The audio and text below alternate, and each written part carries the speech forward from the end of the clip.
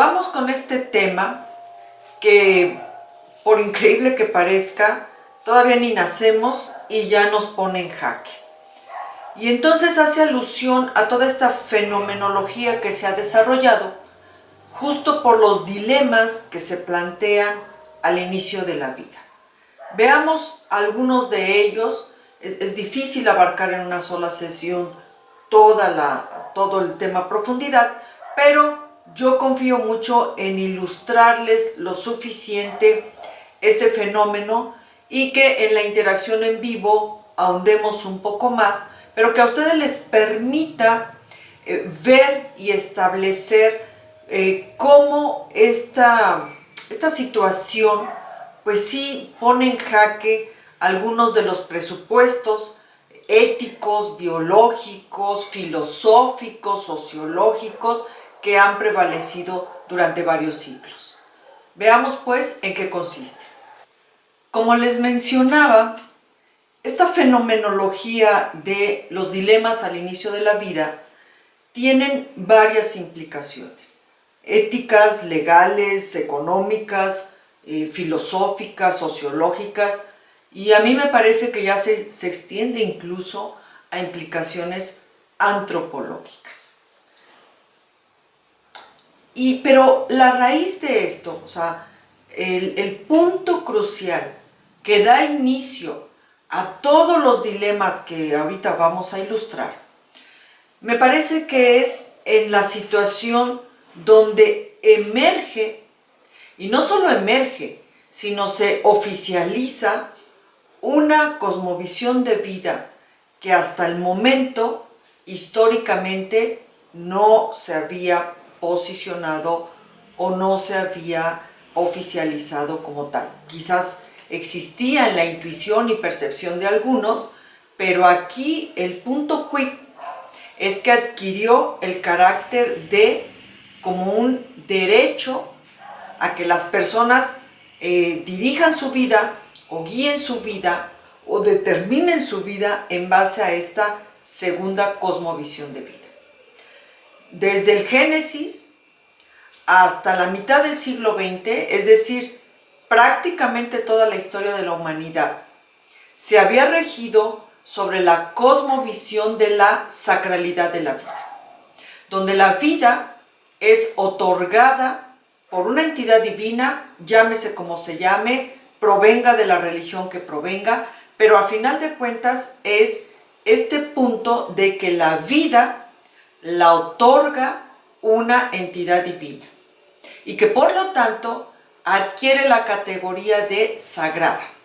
La vida como una entidad sagrada, donde el hombre no es ni el dueño, ni el poseedor, ni quien la otorga y ni quien la quita, sino es otra entidad no humana quien hace esto. Pero entonces de pronto, a partir de la segunda mitad del siglo XX, hasta lo que vamos, y seguramente por los siglos venideros, surge esta segunda cosmovisión que es un cisma en la historia de la humanidad, donde la vida humana, sobre todo humana, se considera valiosa pero no sagrada. Y aquí le mete un aspecto, una situación ontológica incluso, donde la vida entonces ya no es otorgada ni quitada por una entidad divina.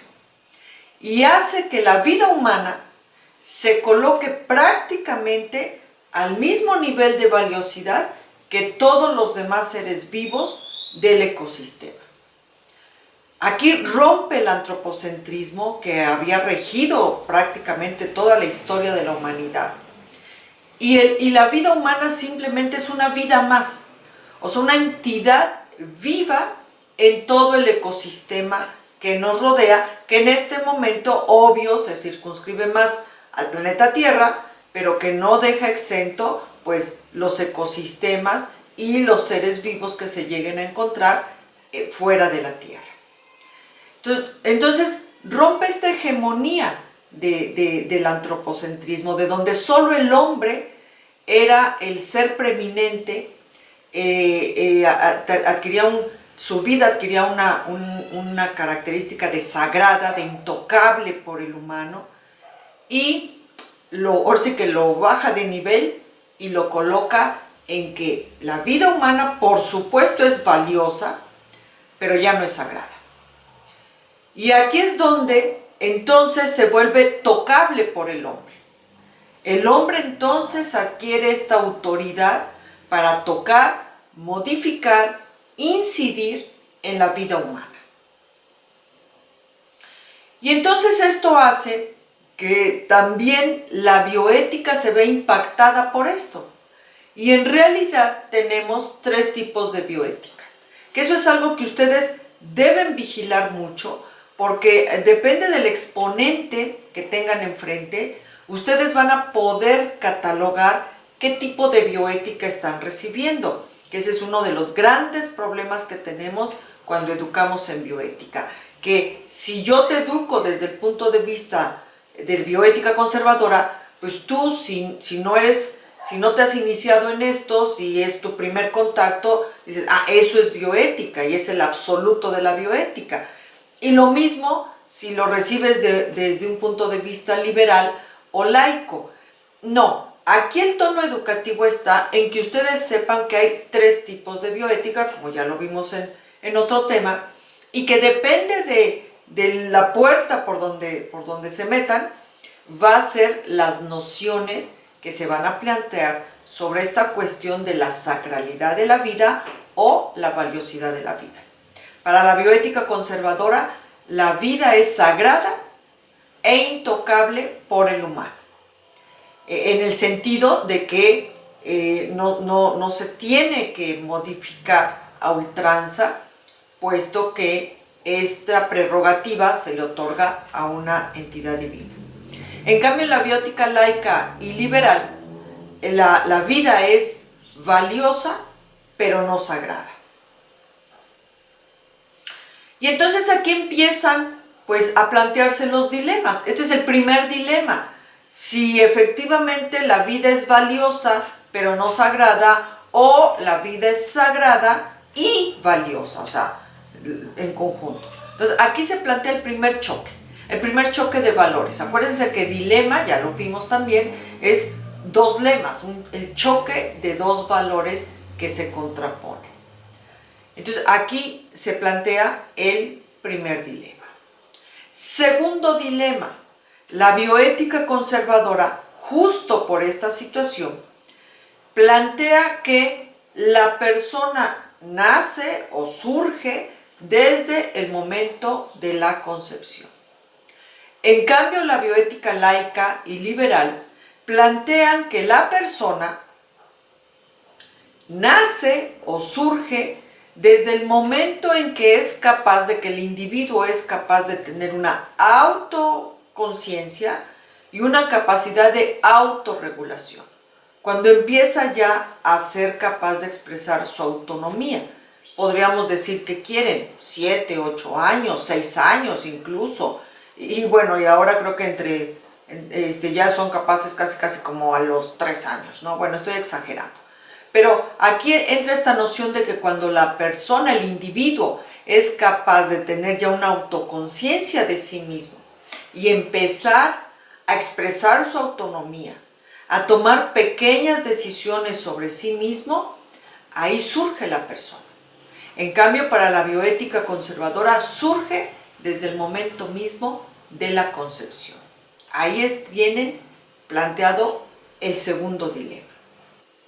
El tercer dilema lo tenemos centrado en el estatus moral del embrión, donde si ya para la bioética conservadora está planteado que es una persona, luego entonces cuando se elimina, se incinera después de algún proceso de investigación, pues literalmente para ellos estás matando a una persona, o sea, estás eliminando a una persona.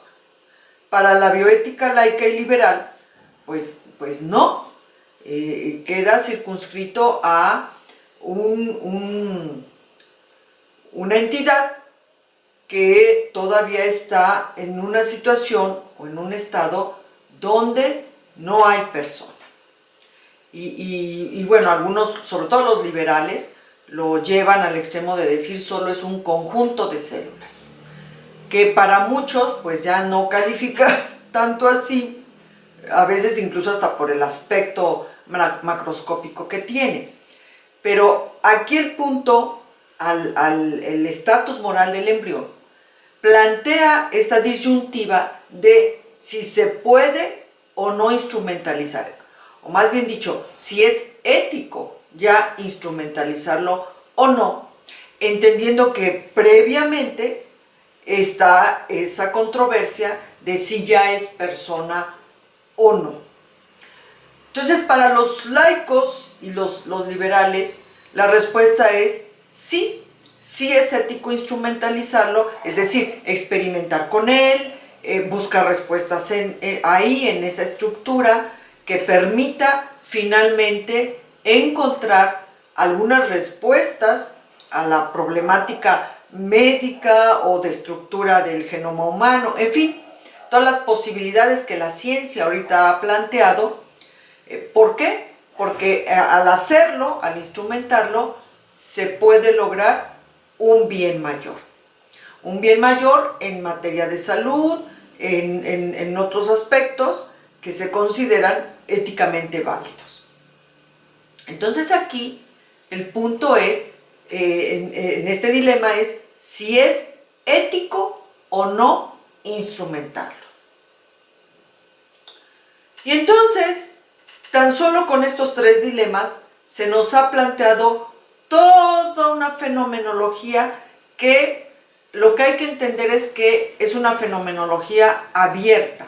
Es decir, todavía ninguno de estos fenómenos se pueden considerar resueltos al 100%, con la controversia superada o que ya las contrapartes hayan encontrado puntos de consenso.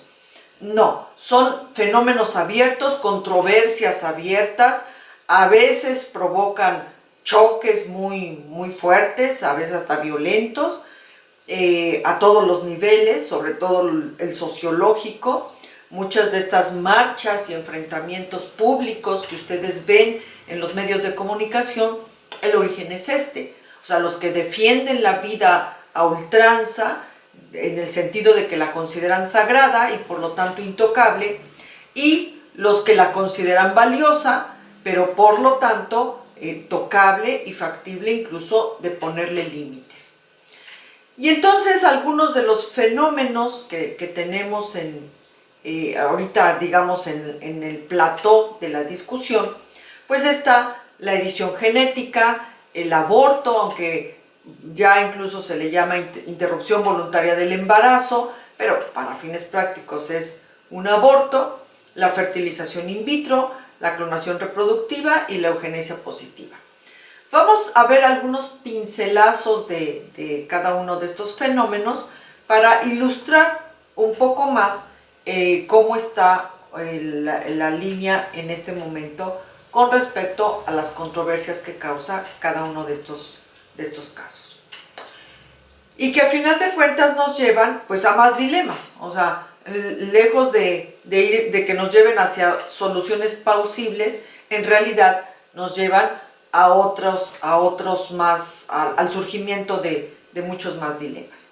Entonces aquí, por ejemplo, la interrupción voluntaria del embarazo sería el dilema 4, porque nos plantea este choque entre los derechos reproductivos de la mujer, que finalmente sea la mujer la que tenga la autoridad moral y legal, que eso es lo que pelean todos estos grupos de feministas y de pro aborto, de que sea la mujer quien tenga el derecho legal, moral y ético, por supuesto, de decidir si su cuerpo tiene que reproducirse sin ninguna, digamos, ninguna posibilidad de interrumpirlo, o si es la mujer la que tiene ese mismo derecho para decir puedo o no reproducirme o quiero o no reproducirme.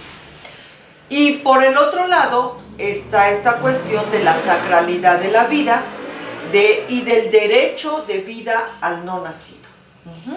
Entonces, pues ahí está la confrontación, el planteamiento, y obvio, pues la discusión o la controversia es qué derecho va a prevalecer. Por supuesto, este movimiento pro aborto feminista dice el derecho de la mujer. Y del otro lado tenemos los movimientos en contra del aborto, de la sacralidad de la vida, todas estas posturas conservaduristas donde dice no, tiene que prevalecer el derecho a la vida del no nacido. Y bueno, ahí están las discusiones, las confrontaciones, en fin. Otro dilema, el dilema número 5, lo tipificaríamos así, que nos lleva a la fertilización in vitro, donde pues hay toda una serie de situaciones donde se plantean lo mismo, dilemas, controversias, problemas, donde empieza, por ejemplo, en la técnica de fertilización, donde ustedes saben que primero se tiene que hormonizar a la mujer, y esto algunos grupos feministas lo ven, bueno, como muy catastrófico, porque casi pretenden que la mujer se le asemeje como una vaca, donde se le hormoniza a ultranza con fines de reproducción, pero bueno, pues ahorita el estado del arte, es decir, el estado de la ciencia en este momento, pues así es como permite hacerlo, hormonizándolas, que por supuesto les ocasiona varios efectos, varios impactos, ustedes lo saben, o sea, se congestionan los senos, los ovarios pueden incluso desarrollar quistes, engordan, acumulan grasa, puede haber incluso problemas de tiroides, o sea, sí, puede haber una repercusión orgánica, puede no haberla también, o sea, aquí tratar de encontrar el justo medio, o sea, no irnos ni al catastrofismo ni a la banalización, sino que efectivamente estas técnicas tienen sus riesgos, tienen sus efectos secundarios, pero tampoco plantear la situación de blanco y negro. Y luego un punto crucial, un punto medular que causa ahí mucha controversia es que como ustedes saben, se elige ahí el embrión que a ojo de alguien, que es algo subjetivo, tiene las mejores condiciones para poder ya implantarse y desarrollarse. Entonces aquí entra un punto un punto crucial, que es que está sujeto a la percepción de alguien. Y eso por supuesto pues se entiende que hay unos ciertos parámetros, hay una escala que permiten la mayor certeza posible, pero al final de cuentas no deja de ser algo subjetivo, algo que queda en criterio de otro. Y aquí entra esta cuestión de que se rompe, paradigmáticamente se rompe el azar con el que la naturaleza hacía que nosotros naciéramos. Y ese es un punto que en mi opinión va más allá de lo ético y de la ciencia y de lo todo. Es verdaderamente una línea paradigmática. Y como les decía, es una situación paradigmática muy profunda, porque todos nosotros, o sea, digo, al menos que alguien haya sido ya concebido por fertilización in vitro, todos nosotros somos productos del azar. Ahí el espermatozoide más fuerte y más valiente, pues que inseminizó el óvulo que nos dio origen, fue producto del azar. En cambio aquí se elimina ese factor. Y entonces ya es una elección, ya alguien elige qué óvulo o qué espermatozoide. Entonces hay una instrumentalización, ahí la mano humana elimina el azar que antes dominaba la generación de nuevos individuos. Y luego lo que, bueno, ha metido en jaque a nivel legal, que de pronto pareciera más ganas de querer ponerle más mangas al chaleco, la multiparentalidad.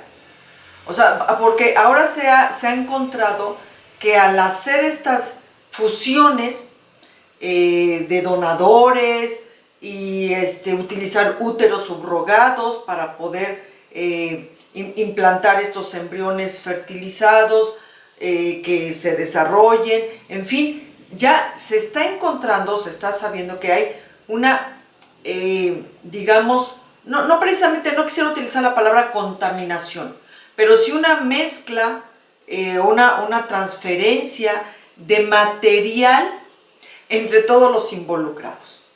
Y entonces esto está dando pie a esta controversia de que, bueno, si parte de mi material genético o de mitocondria o de alguno de mis tejidos se le pasó al otro, aunque solo alquilaron mi vientre, me otorga una autoridad moral para exigir o pedir o creer o pretender que yo tengo derechos de parentalidad sobre el otro. Entonces, esta cuestión ha metido mucho ruido, porque entonces ya de pronto un individuo tiene 4, 5, 6, 7, 8 padres o madres. Quizás estoy exagerando un poco, pero por ilustrarles esta cuestión de que si el otro individuo tiene algo mío, de mi tejido, de mis células, en automático me otorga un derecho moral de parentalidad. A mí me parece que, les repito, aquí se cruzan líneas donde de pronto parece más querer meter ruido que realmente ver la cosa muy objetiva. Porque en una analogía, que a lo mejor no es una analogía tan al 100%, pero por ilustrar algo, es como si a mí me transfundieran sangre y eso a la persona que donó esa sangre, pues finalmente son células de él. Y entonces eso a la otra persona le otorgará alguna cierta autoridad moral sobre de mí. Entonces creo que ahí la respuesta como que es no.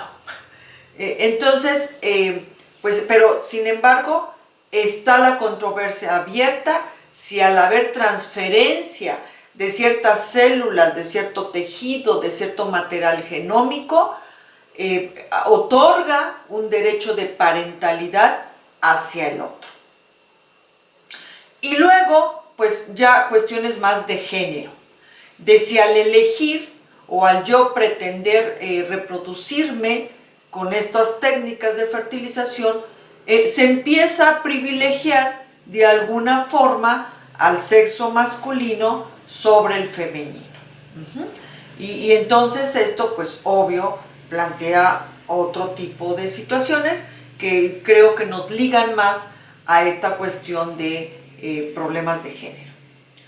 Luego, otro fenómeno, la edición genética, se posicionó en la discusión mundial a raíz de la presentación de este investigador científico chino, He Jiankui, donde en noviembre del 2018 en un congreso mundial presentó su trabajo y bueno, yo creo que él pensaba que iba a salir ahí con aplausos, fama y casi el premio Nobel en medicina o no sé, pero presenta el caso donde anuncia que realizó la edición genética en unas gemelas para evitar que desarrollaran HIV. Bueno, el escándalo fue mayúsculo, sacudió a la comunidad científica, sacudió a toda la plataforma académica bioética mundial, porque obvio, pues él pensando que era algo digno de aplauso, pues incluso acabó retirándose del Congreso, ya no presentó el segundo trabajo que llevaba preparado, y simplemente al día siguiente de esta sacudida que ocasionó con su primer trabajo, se retiró del Congreso. Y hasta la fecha nadie sabe dónde está. O sea, está desaparecido, no lo encuentra el gobierno chino, no lo encuentra la comunidad académica, no lo encuentra nadie. No se sabe ni siquiera dónde está. Su laboratorio ya fue desmantelado todos los involucrados se han detractado, han dicho que no sabían, que no, en fin. Y bueno, ¿por qué este anuncio, que pareciera un trabajo de investigación serio, formal, bien hecho, causó tanto impacto? Bueno, porque ahora se sabe que la edición genética no es una cosa lineal, que si tú le mueves aquí a un gen, aquí en cascada es como el efecto mariposa, o tú le mueves acá y no sabes qué vas a ocasionar aquí. Que ahora se sabe que los genes están muy interrelacionados y que están como alineados en una retroalimentación, en una regulación biofeedback, donde todos se van equilibrando con todos. Entonces, el editar un pedazo de genoma, pues literal, en este momento nadie sabe qué va a ocasionar en inmediato, en futuro o en tardío. Y cómo va a impactar el resto de la estructura genómica. Entonces, de ahí que ocasionara tanto impacto esta noticia de la edición genética que hizo este investigador chino, que bueno, los que tuvieron la oportunidad de convivir y interaccionar con él en el poco tiempo que estuvo expuesto a la opinión pública, pues más bien les daba la impresión de una persona con un ego muy exaltado y como que buscaba la fama a ultranza, con estos experimentos que pues ahora todo el mundo se pregunta cómo fue que nadie se dio cuenta. Entonces, la edición genética para fines reproductivos está prohibida, al menos en Estados Unidos y Europa. En China está prohibida esta cuestión que viole principios éticos o morales, pero está así como muy general. Y en el 2003 estipulan que la edición genética se permite con fines de investigación, pero en embriones que no pasen de 14 días. Entonces es una situación que todavía está muy verde, que todavía está muy en sus inicios y que no tenemos ni la menor idea de qué es lo que va a pasar con las líneas de investigación. Este investigador chino, anunció esta situación y actualmente esta herramienta, que es la que permite la edición genética, es decir, la manipulación del ADN, el famoso CRISPR-Cas9, realmente es una herramienta muy nueva, pero que no tenemos ni la menor idea de qué va a suceder o cómo se va, qué consecuencias va a haber con cada edición genética que se haga. Es una discusión que, bueno, de lo bueno que se logró es que el investigador chino, pues lo puso en el tapete de la discusión, reafirmó, reforzó, permitió reforzar la regulación en cuanto a investigación, hizo que se revisaran muchos laboratorios que estaban haciendo edición genética o que están haciendo edición genética, y bueno, ahora sí que un ajuste de tornillo para evitar cosas como las que hizo este chino, y que pues no sabemos ahorita ni qué va a pasar. Algunos ya hasta ponen en duda si realmente existen esas niñas, y pues en realidad como que es algo que se lanzó la bomba y después todo el mundo corrió y no se sabe en este momento ni dónde están, ni qué están, ni nada por el estilo. Un tema que causó más o menos la misma explosión mediática que ocasionó ahorita este anuncio de la edición genética hace algunos años fue la clonación.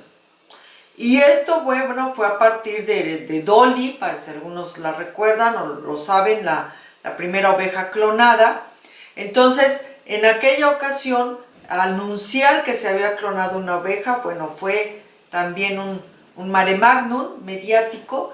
Actualmente ya está más asimilado, pero aún así sigue teniendo sus pros y sus contras y sus detractores y sus apoyadores. Existen 3 tipos de clonación: la génica, la reproductiva y la terapéutica. La génica en realidad consiste solo en copiar algunos segmentos de ADN y es una clonación muy común porque no es el individuo completo, sino nada más pedacitos, o sea, digamos fragmentos del ADN para producir muchos genes o muchos pedazos de esa porción que se clonó, y son básicamente para fines investigativos de lo que sea, una enfermedad o una característica propia de algún gen, o ver cómo se comporta ese gen en distintos ambientes controlados, pero repito, es básicamente con fines investigativos, y de hecho es la clonación más común. Esa se hace a destajo porque no representa ningún riesgo, ningún peligro para nadie, ni siquiera para el individuo de donde se obtuvo ese segmento de ADN, y finalmente son segmentos que una vez que se termina la investigación pues se desechan sin mayor problema. Entonces esta clonación es común, es la que más se hace, y básicamente su objetivo es estudiar esos segmentos o algún gen específico en situaciones de control, pero que permitan detectar alguna situación que es de interés, ya sea en materia de enfermedad, o ya sea en materia de salud, o ya sea en materia de alguna otra situación que permita, por ejemplo, medicamentos, etc. La reproductiva es la que causa mucho controversia, mucho estrés, porque aquí sí hace alusión a la reproducción de individuos, del individuo completo. Y entonces esto es lo que, bueno, pues ha generado cualquier tipo de especulaciones. Si alguien recuerda a Los Niños de Brasil, esta película, donde hace alusión a que se clonó a Hitler, entonces, bueno, pues por eso toda la especulación que genera este tipo de clonación, porque entonces ya aquí entra esta posibilidad de clonar a individuos completos. Y que claro, bueno, pues a nivel de los animales, pues sí se ha logrado, pero el punto especulativo es clonar humanos.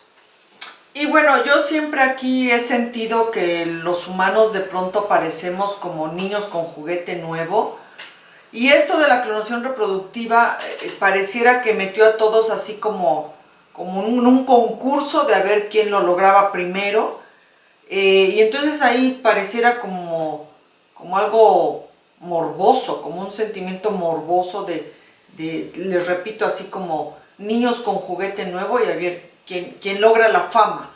Entonces, como que de pronto la ciencia pierde ese valor original de luchar por un bien mayor para la humanidad, y se vuelve como un instrumento morboso, o mejor dicho, como un instrumento útil para un juego morboso de a ver quién logra la mayor gloria en el menor tiempo posible.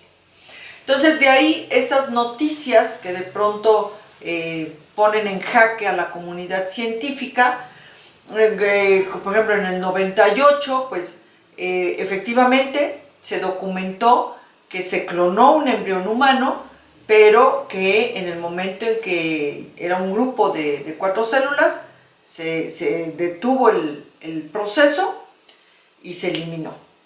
Y les repito, de pronto entran estas situaciones de fama y dinero a toda costa, y entonces no sé si recuerden esta noticia que sacudió mucho la situación, de que en unos italianos, este grupo Clonai, un grupo italiano ahí muy que según ellos están relacionados hasta con extraterrestres, lograron ya una niña clonada en laboratorios que nadie ha podido identificar, pero que supuestamente tienen la tecnología necesaria para poder hacer clonación de individuos. Y finalmente, pero lo que sí volvió a sacudir otra vez a la comunidad científica, porque estuvo involucrada una de las revistas que mayor reputación, mayor prestigio y mayor seriedad ha tenido a lo largo de toda su historia, y que ahora sí, como dicen, hasta en las mejores casas ocurren los resbalones, y entonces pues llegó la situación incluso en que se publicó en Science este artículo donde supuestamente se había logrado la clonación de un embrión humano. Y bueno, eso también sacudió a la comunidad científica en su momento, porque cómo era posible que Science, una de las revistas de mayor prestigio y de mayor rigor científico, pues había sido burlado. O sea, realmente se le había logrado colar un artículo con una investigación que nunca existió, que nunca se realizó, y que el mismo autor, pues por la presión internacional, tuvo que aceptar que efectivamente nunca había llevado a cabo esa investigación. Y bueno, para que vean cómo, repito, de pronto esto parece más un juego morboso de ver quién logra la gloria y la fama en algo que parece, más que un proceso científico, parece un concurso de egos a través de la ciencia. En animales, como les decía, se ha logrado. En humanos está prohibida en el sentido de lograr individuos clonados. No está prohibida, sí regulada, pero no prohibida, en el sentido de justo lo que ha sucedido, clonar embriones con fines de investigación. Pero clonar individuos completos, o sea, humanos completos, eso hasta la fecha está prohibida por todas las instancias regulatorias, ONU, OMS, UNESCO, etc. Y en animales no está prohibida, está liberada, y de ahí que ya se ha logrado clonar varios animales.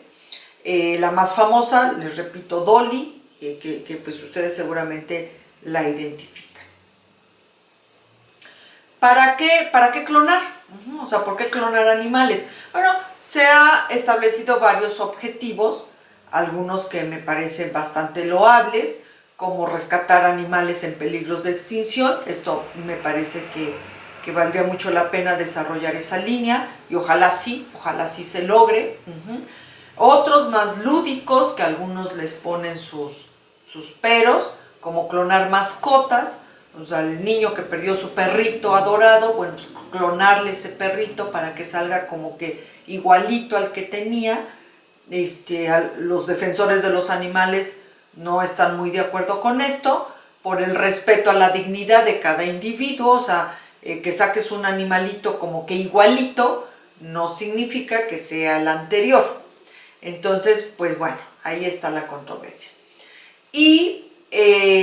Pero también les repito, a los defensores de los animales están también muy en contra de esto de la clonación de animales, porque lo mismo, no es una técnica muy depurada, todavía tiene sus contras, y de pronto genera una situación donde pues efectivamente uno se pone a reflexionar.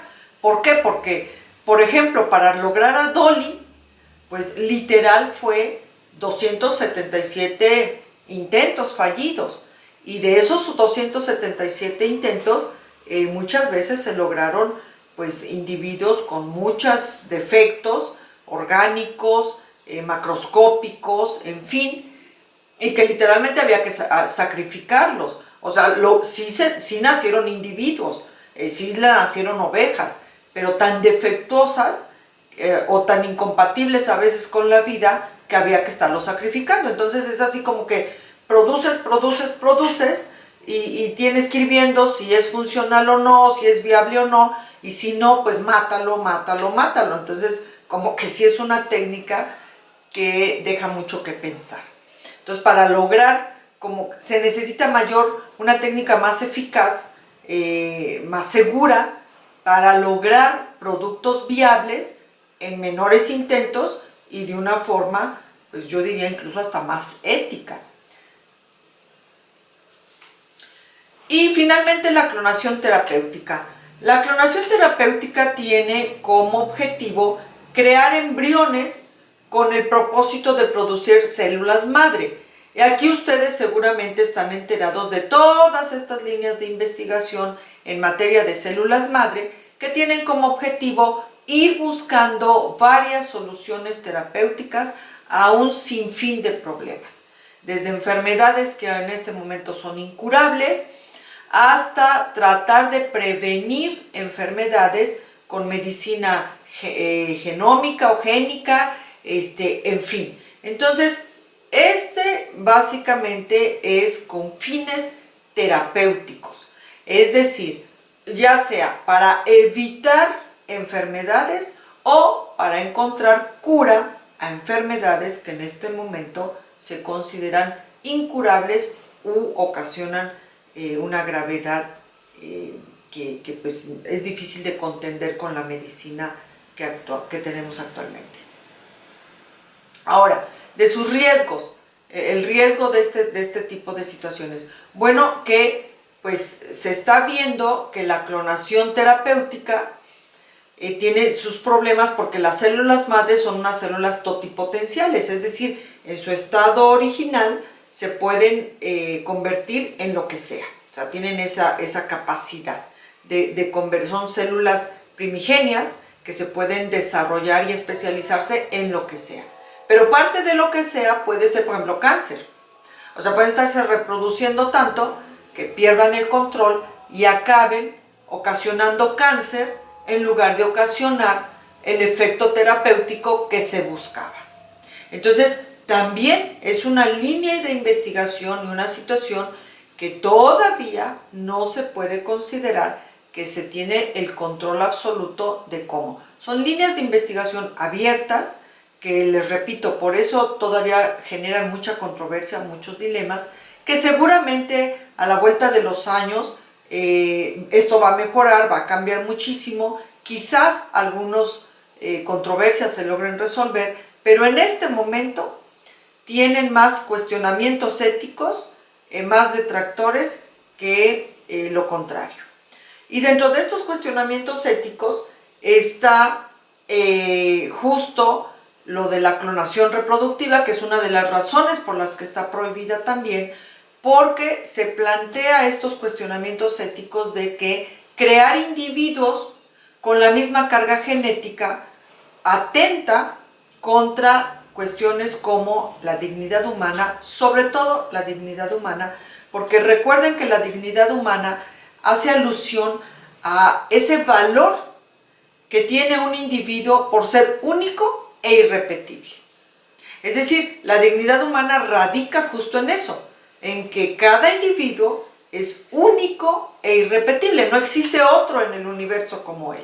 Entonces, si de pronto me clonan, pues entonces ya no soy única e irrepetible, sino ya hay otros semejantes a mí, y entonces ahí hasta donde la dignidad humana ontológica se empieza a afectar. ¿Por qué? Porque efectivamente después viene esta situación de que sí, es igual a mí genéticamente, pero él, o sea, ese otro individuo que aunque tiene mi misma genética, seguramente va a desarrollar su propia personalidad, etcétera, etcétera. O sea, aquí se hace alusión a que esa dignidad ontológica donde yo era único e irrepetible, pues se pierde. Ya no soy ni tan único ni tan irrepetible. Al contrario, soy ya repetible. O sea, ya se pueden sacar varias copias de mí. Entonces, ahí sí está un cuestionamiento ético muy bien planteado, de que efectivamente la dignidad ontológica sí se afectaría con la clonación reproductiva. El principio de libertad, pues ahí yo no creo tanto, en el sentido de que el otro, pues significa, o sea, va a ser un individuo que tiene una misma carga genética mía, pero que es libre en su desarrollo personal. Aunque aquí hace alusión más a esta cuestión de que hay cierto determinismo, porque el nuevo individuo pues tampoco es producto del azar y con su carga genética propia, sino que hay una cierta línea de determinismo al nosotros imponerle esa carga genética por haberlo hecho con una clonación de un genoma pues ya establecido.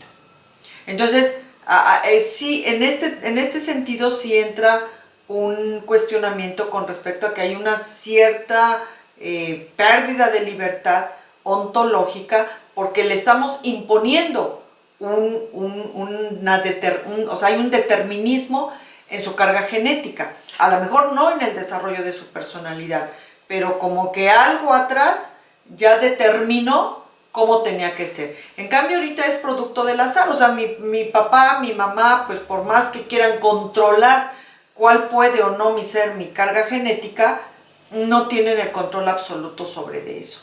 En cambio, con una instrumentalización del genoma, pues sí, como que se tendría ya un mayor impacto, un mayor control.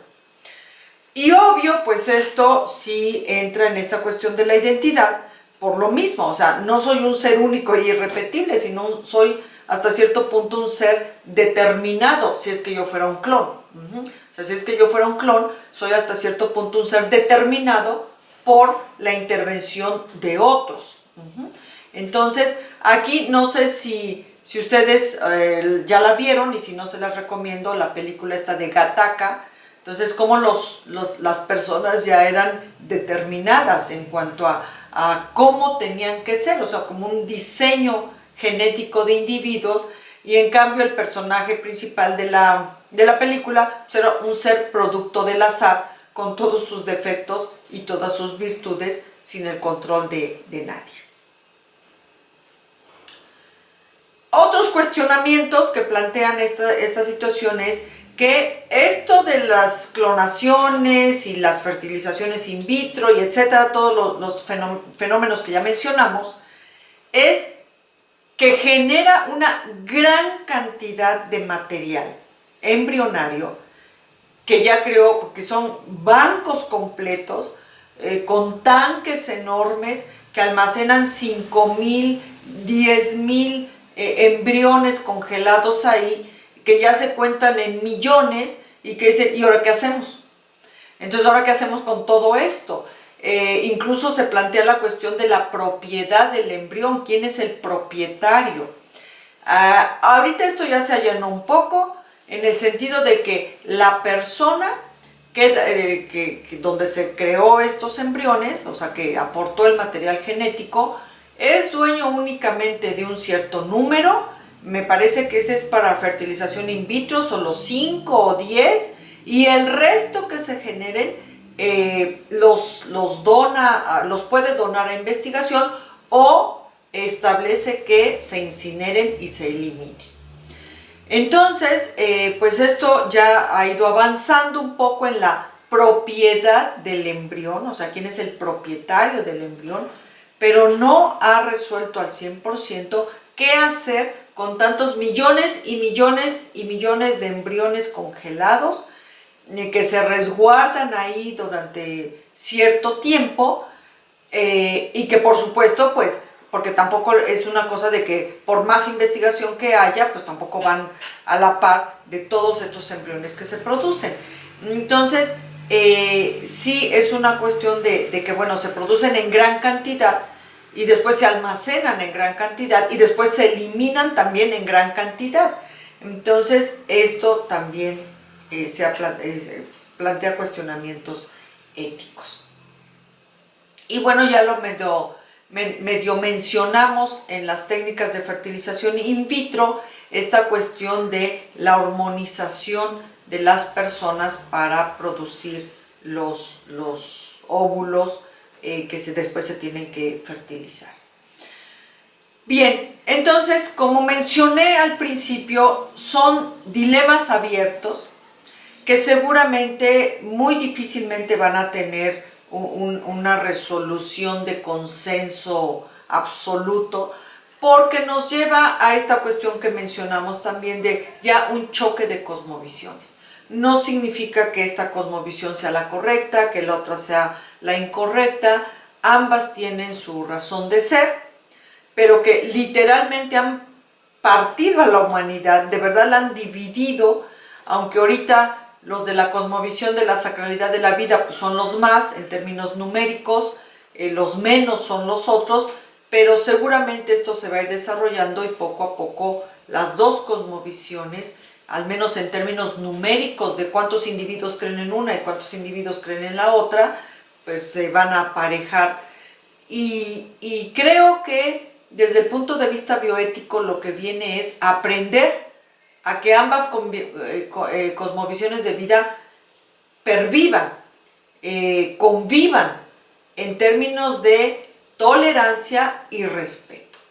Porque en este momento no es así. En este momento ambas cosmovisiones perviven, conviven, comparten ámbitos de discusión, a veces en una tremenda línea de violencia, de confrontación, de polarización, que solo genera más violencia, más disenso, y que es exactamente pues, lo que no debe ser. Entonces, aquí la evolución moral de las sociedades va a tener que ser o llevarnos hacia que ambas cosmovisiones puedan compartir el espacio, que finalmente el espacio me estoy refiriendo al ecosistema completo, es decir, al mundo completo, puedan en un momento dado compartir ese espacio, que es el mundo entero, la humanidad completa, en términos de tolerancia y respeto. Muy bien, y en ese sentido, mis queridos biocultores, pues recordar que por el bienestar de todos, cultivemos bioética y los espero en la interacción. Hasta la próxima.